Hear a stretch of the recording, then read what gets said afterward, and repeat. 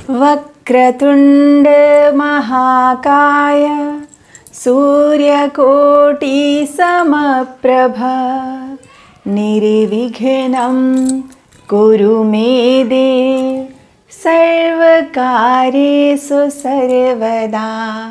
हे गणेश आप सदा विराजो, हे गणेश आप सदा विराजो। नमस्ते दोस्तों, कैसे हैं आप सब। मैं आशा करती हूँ आप सब बहुत ही अच्छे होंगे। तो आज इस वीडियो में हम जानेंगे कि इस साल 2024 में गणेश चतुर्थी कब मनाई जाएगी। अगर आप पहली बार गणपति बप्पा को ला रहे हैं तो बप्पा को लाने से पहले सारे नियम जरूर से जरूर जान लें। कौन सी गलतियां हैं जो आपको भूल के भी नहीं करनी चाहिए, पूजा का शुभ मुहूर्त क्या है, तमाम जानकारी आज इस वीडियो में आप सबको देने वाली हूँ। तो वीडियो में लास्ट तक जरूर बने रहें। वीडियो अच्छी लगी तो लाइक और चैनल को सब्सक्राइब जरूर से जरूर करें। देखिए दोस्तों, गणपति बप्पा को विघ्नहर्ता कहा गया है।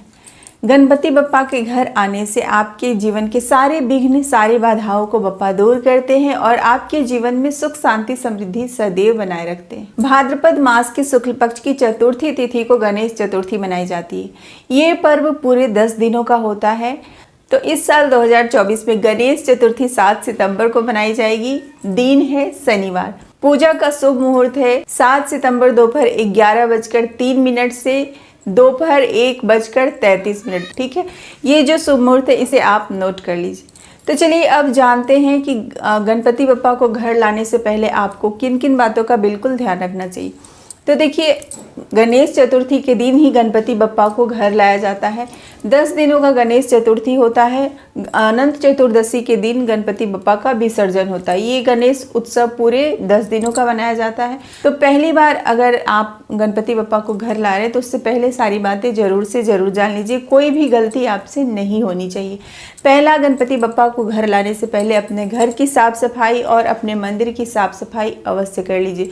दूसरा क्या है, जहाँ भी आप गणपति बप्पा की स्थापना करना चाहते हैं उस जगह को पहले से ही आप डेकोरेट कर लीजिए। पहले से ही आसन वगैरह बिछा लीजिए। लाल कपड़ा, हरा कपड़ा, जो भी कपड़ा आप बिछाना चाहते हैं, ज़्यादा शुभ होगा हरा कपड़ा, क्योंकि गणपति बप्पा का प्रिय हरा वस्त्र है। तो आप हरा रंग या फिर लाल रंग का वस्त्र बिछा के उस पर गंगाजल, अक्षत वगैरह डाल करके पवित्र करके उस जगह को आप पहले से ही डेकोरेट करके रखें, ताकि जैसे आप बप्पा को लाएं उस जगह पे आप स्थापित करें। क्योंकि जब आप बाहर से गणपति बप्पा को लाते हैं तो जहाँ पे आप एक जगह रखते हैं वहीं पे उनकी पूजा होनी चाहिए। नहीं कि पूरे कभी यहाँ उठा के रखे, कभी यहाँ उठा के रखे, नहीं, ऐसा नहीं। इसलिए बप्पा को घर लाने से पहले जहाँ भी आप रखना चाहते हैं उस जगह को अच्छे से आप तैयार कर लीजिए। तीसरा क्या है, जब भी आप गणपति बप्पा की मूर्ति को लाने जाते हैं तो अच्छे से स्नान करके स्वच्छ कपड़े पहन करके ही जाएं। चौथा, मूर्ति जब भी लाए तो ढक करके लाएं। कभी भी ऐसे खुला मूर्ति घर नहीं लाना चाहिए। पांचवा क्या है, जब भी गणपति बप्पा को घर लाएं तो बप्पा को जो मूर्ति है ना वो सीधे चरण घर में प्रवेश कराएं। गणेश चतुर्थी के दिन गणपति बप्पा के पीठ का दर्शन भूल के भी नहीं करना चाहिए, ये अच्छा नहीं होता है। तो सीधे चरण बप्पा को घर में प्रवेश कराना है। पांचवा क्या है, अपने मुख्य दरवाजे की बहुत ही अच्छे से सजावट करनी है। मुख्य दरवाजे पे आप तोरण द्वार लगाएं, रंगोली बनाएं और 2 स्वास्तिक बनाएं। एक पीले रंग की हल्दी से स्वास्तिक बनाएं रिद्धि के लिए, और लाल रंग से और सिंदूर से स्वास्तिक बनाए सिद्धि के लिए।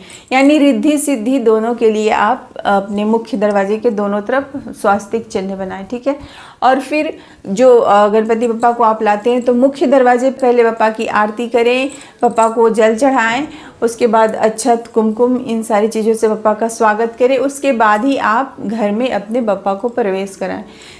एक चीज़ मैं यहाँ पे बोलना चाहूँगी, इसके बारे में बहुत सारे लोग कंफ्यूज आते हैं। जो बप्पा का सूंड है ना वो किस दिशा में होना चाहिए। देखिए, घर में जब आप गणेश जी की मूर्ति को लाते हैं तो जो बप्पा का लेफ्ट हैंड है, यानी कि आपके राइट हैंड की तरफ बप्पा का सूंड होना चाहिए। ऐसे समझिए, आपका जो राइट हैंड है उसकी तरफ बप्पा का सूंड होना चाहिए। तो घर में ऐसी मूर्ति लाना काफ़ी शुभ माना जाता है। गणेश चतुर्थी के दिन रात्रि में चंद्र दर्शन भूल के भी नहीं करना चाहिए। रात्रि में चंद्र दर्शन वर्जित है, तो इस बात का बिल्कुल ही ख्याल रखिए। अब बप्पा को आप कितने दिन के लिए रख सकते हैं? बहुत लोग 1 दिन के लिए रखते हैं, 3 दिन के लिए रखते हैं, 5 दिन के लिए रखते हैं, 7 दिन के लिए रखते हैं और 10 दिन के लिए रखते हैं। आप इनमें से किसी भी दिन गणपति बप्पा को घर में रखिए, लेकिन जो आप बप्पा को घर में रख रहे हैं तो जो भी आप खाना बनाते हैं सबसे पहला भोग गणपति बप्पा को लगाया जाता है। इसके बाद ही घर में किसी को भी खाना दिया जाता है। ठीक है, सुबह शाम बप्पा की आरती होनी चाहिए, सुबह शाम बप्पा को भोग लगाना चाहिए और जो भी आपने घर में खाना बनाया है वो खाना सर्वप्रथम बप्पा को भोग लगना चाहिए। घर में जब तक बप्पा रहेंगे लहसुन प्याज भूल के भी नहीं बनाना चाहिए।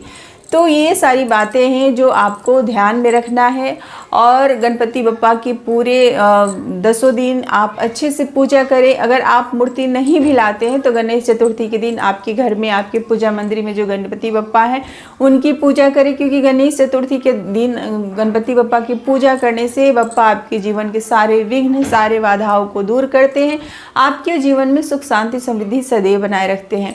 नियमित बप्पा को दुर्वा जरूर से जरूर चढ़ाएं। गणपति बप्पा को दुर्वा चढ़ाने से आर्थिक स्थिति मजबूत होती है, बच्चों का बुद्धि बढ़ता है, घर में सुख समृद्धि बनी रहती है। तो ये आप जरूर से जरूर करें। तो कुछ इस तरीके से आपको गणेश चतुर्थी पे गणपति बप्पा की पूजा करनी है। मैं अपने तरफ से पूरी कोशिश की हूँ गणेश चतुर्थी के बारे में जानकारी देने के लिए, लेकिन फिर भी अगर आप लोगों के मन में कोई सवाल है तो ज़रूर पूछे। कमेंट बॉक्स में गणपति बप्पा मोरिया, मंगल मूर्ति मोरिया अवश्य लिखिए। जितना गणपति बप्पा का नाम लेंगे आपके जीवन से सारे विघ्न सारे बाधाएं बप्पा दूर करेंगे। तब तक के लिए आप लोग हंसते रहें, मुस्कुराते रहें। गणपति बप्पा मोरिया, मंगल मूर्ति मोरिया।